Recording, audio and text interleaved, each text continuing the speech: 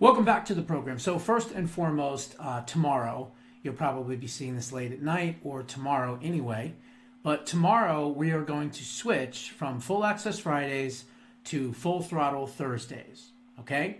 So if you want to join us, we're hoping that more and more people can join because we're not doing it on Friday night anymore when people are trying to go out and enjoy their weekends. We're now doing it on Thursdays, and it's an hour earlier. The new information is in the Full Access Thursday information tab on the website. But if you want, you can send Marlene an email if you want to join us. If you want to join us and be new, we have our great crew, but we would always like more additional people to join us. So please consider doing that. We are moving to Thursday nights. So tomorrow, or today if you're watching this tomorrow morning, because I always put these up late at night, join us from 6 to 7 my time in Arizona, 5 to 6 Pacific, and then it'll be 7 to 8 Central, and it'll be 8 to 9 on the East Coast. So please join us, send Marlene an email, and join us. Don't be shy. It's a lot of fun. Okay, that's number one. Number two, website updates. I've been working on a couple of little things today. So I've done some updates to the About section. You can check that out. What else? I added some extra interviews in the best interview section as well. So check those things out. There's a couple of updates in there for you. But let's talk about the last, 24, 48 hours? My goodness.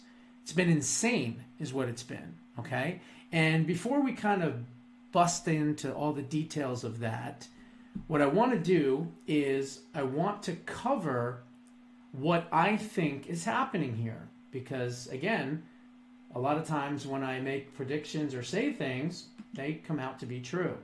So this is something that I wrote earlier today, and here it goes.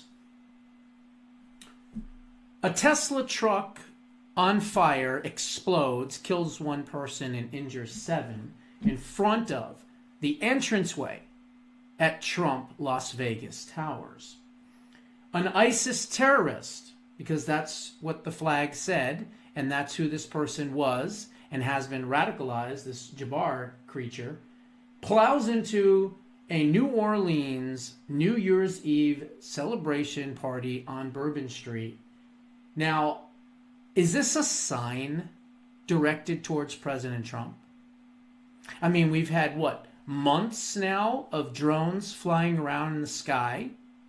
No one seems to care. No one seems to do anything about it. The government is mum. They're not telling us what they are, where they're from, if they're foreign, if they're domestic. I believe they're foreign adversaries, certainly based on the size alone. Well over 10 million illegal aliens have been either let in or even flown in to the country, as I point out in the book and give you the names of the airports, in just the last 4 years. How many of them are actual radicalized terrorists? How many, quote, sleeper cells are currently planning the next New Orleans or possibly even worse? How many CCP operatives? How many hostile foreign government officials? How many organized crime syndicates, hostile cartel members, child traffickers, sex traffickers, and drug dealers are planning more attacks? Then I talked about how I went on Dr. Drew's show recently and warned everybody about President Trump and his inauguration. But the question now remains, how desperate is the Biden regime, and what are they willing to do to try to retain power? That's what everybody should be asking. Because remember, it's not about Biden. It's about the people behind Biden that do not want to relinquish power. And especially not to President Trump, who they hate and despise and have done everything they could, including trying to kill him, to stop him. They are desperate. They are worried that the Justice Department is going to come after them for retribution and revenge, and hopefully they will. And so therefore, I'm very worried obviously about the inauguration, but I'm even more worried about the lead up from right now to the inauguration. I don't want to make a prediction, and I hope I'm wrong, but I have a feeling that what happened at Trump Towers, what happened in New Orleans on Bourbon Street, could just be the tip of the iceberg. But don't trust me. Don't worry about what I have to say. Hear it from a former CIA officer who has this warning. Hopefully there's not commercials on it, but there could be. I hope not. But has this warning that people need to hear. So let me turn this up so we can hear it.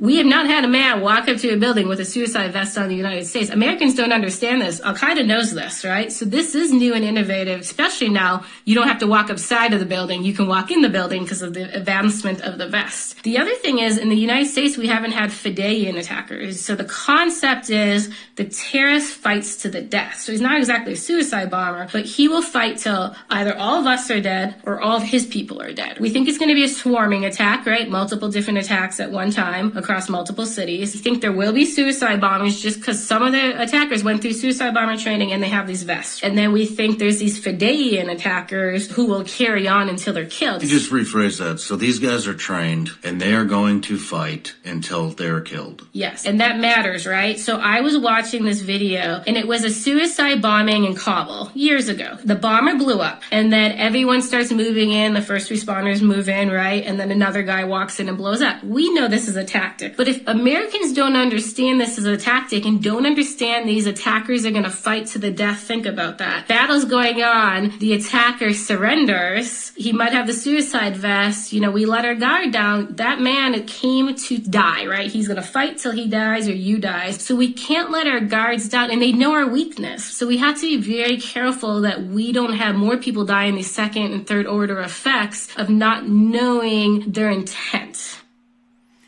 So there it is. They do a bombing, and then the authorities come in, and the police come in, and the bomb sniffers, and the experts, and the technicians. They all come in to check, or possibly even innocent bystanders, you know, people that just want to help out the victims. They all come in, and then they're booby-trapped, and boom, they blow as well. Pretty scary stuff. Pretty scary stuff. Now, this was from a former CIA officer who's trying to warn us that with the unfettered amount of immigration, 10 million plus, probably closer to 20 or 25 million people have been allowed into this country in just the last 4 years. How many of them are terrorists? How many sleeper cells are going to happen now to Inauguration Day until we can get these people, locate these people, and retract them from this country or kill them because they want to kill us. And as I said, so many people, unvetted people, have come into this country. And they could be training and organizing and strategizing right now as I speak. Pretty scary stuff. Now, this is interesting. We know about the Cybertruck that exploded, right? We also know about this psychopath that drove his truck into these people and killed like 12 people, I think is the latest count, and injured close to 30 others. Well, now we're finding out that these two events, they could be related, just like the CIA person was talking about. Multiple fronts, multiple incursions, multiple atrocities, multiple locations. Now, why do I say that? Well, because it turns out that the Cybertruck that exploded outside Trump's Vegas hotel not only contained bomb-making material and explosives, but it was rented by Turo, which is the exact same app that was used in the New Orleans terrorist attack. So that's interesting. They're both using the same apps. Now remember, the truck came across Eagle Pass, Texas with a different driver. So that means that this person, who by the way was 43 years old, was born and raised in Texas, served in our military, but yet somehow got radicalized, or he could have been what they call taqiyya, which is in the Muslim faith, basically lie to the infidel, pretend that you're on their side, and when the moment is right, you strike. You kill the infidel. This is stuff that sadly we have got to deal with, and it's pretty crazy. So it's turning out that this app, Torah, is the same company that the terrorists in New Orleans used to rent the truck that he drove through the large crowd. 15 people were killed in the New Orleans attack, so it's been updated to 15. And 43 have been injured. 43 have been injured. 7 people were injured in the cyber attack explosion, and the driver, of course, was killed. So that is very, very strange. Why is it that they're using the same app? Now, the question is there another terrorist attack that's going to happen either later tonight or possibly tomorrow? Because they're asking authorities in New Orleans, and they're not commenting on it.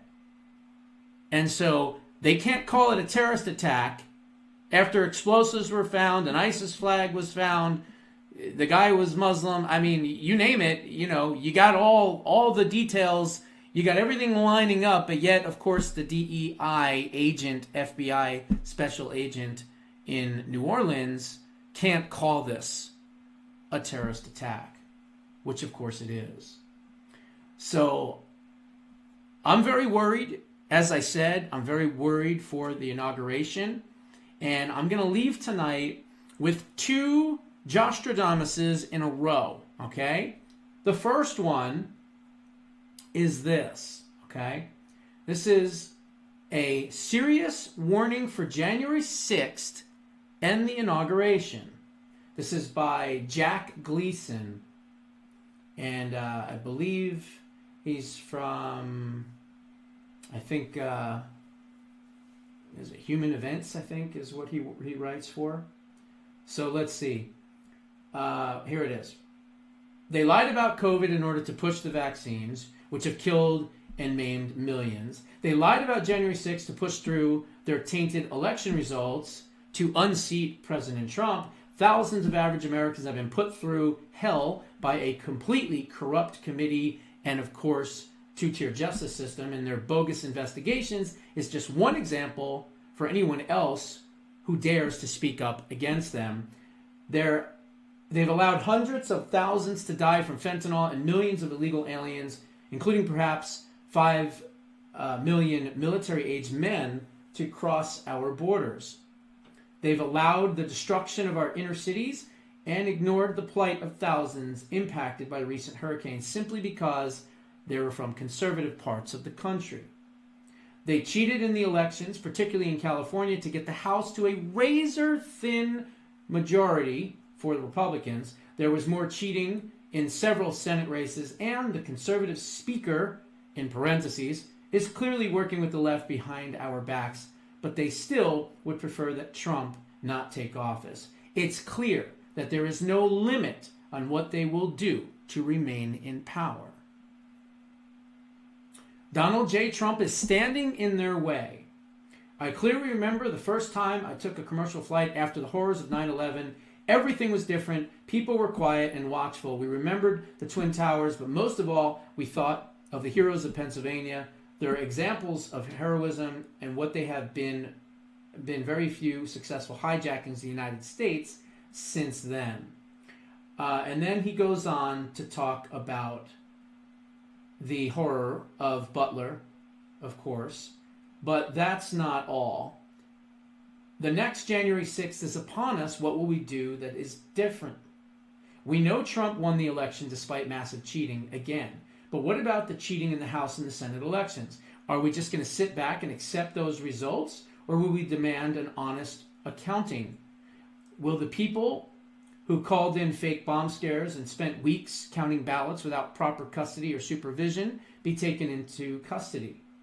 After Trump is declared the winner of the 2024 election, the next step is the inauguration. This will be the deep state's last chance to stop him before he becomes president. Oh, gee, where have we been hearing that for the last month and a half or so, huh? Then he says this: if I was Trump, I would cancel the whole thing and be sworn in under battlefield conditions and then spend the rest of the day in a bunker signing executive orders. Well, what did I just recently say? Scrap the whole thing outside, get sworn in early in the morning in a military installation in a secure location. Once you are now sworn in as president, then you start shooting down all these drones and you get them out of the skies 100% before you reemerge. Sadly, he's a wartime president.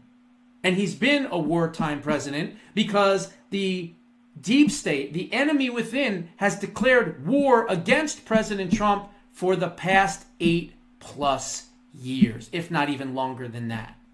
So President Trump has never not been a wartime president. Now, it may not be from a foreign adversary, although of course it is as well, but he's been at war right here at home. These people have wanted him dead from day one. And so the scary part is, we are less than, what is today? The first? What do we got, 19 days until the inauguration? What is going to happen from now till the inauguration?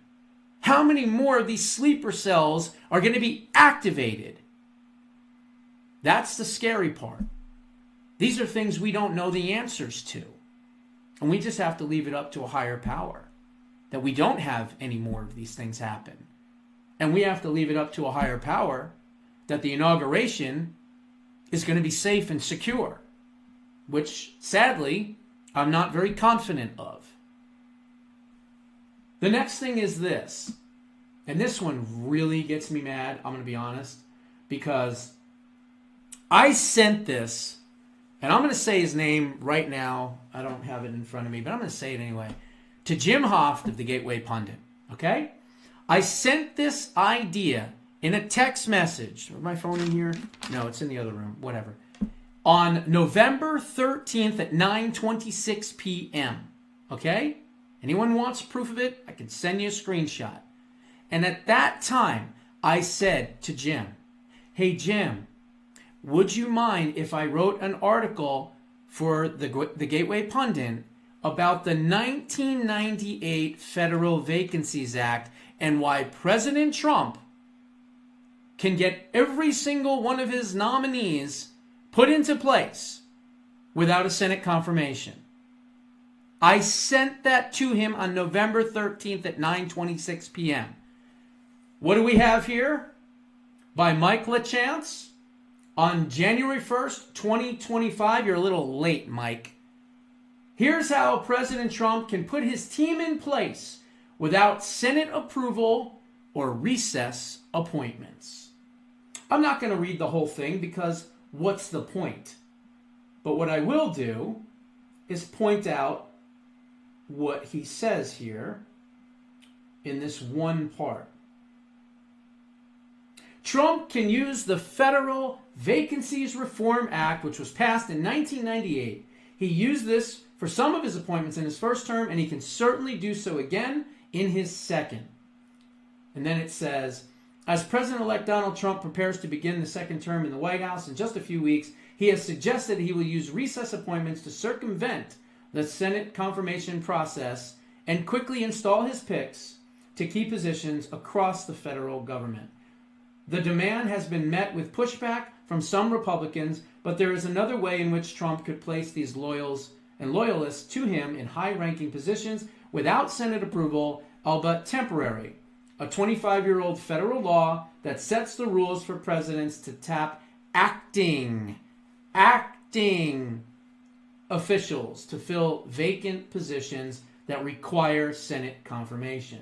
Enacted in 1998, the Federal Vacancies Reform Act, or the Vacancies Act, limits which government employees can temporarily fill the roughly 1,300 federal offices that require a nomination process by the President and an approval by the United States Senate. The playbook wouldn't be new to President Trump, who installed acting leaders atop various federal agencies and sub-agencies in his first term, including the Departments of Defense and Interior and the Environmental Protection Agency. Trump should not have to do this in order to get his team in place, but if the Senate decides to play games, he should go right around them.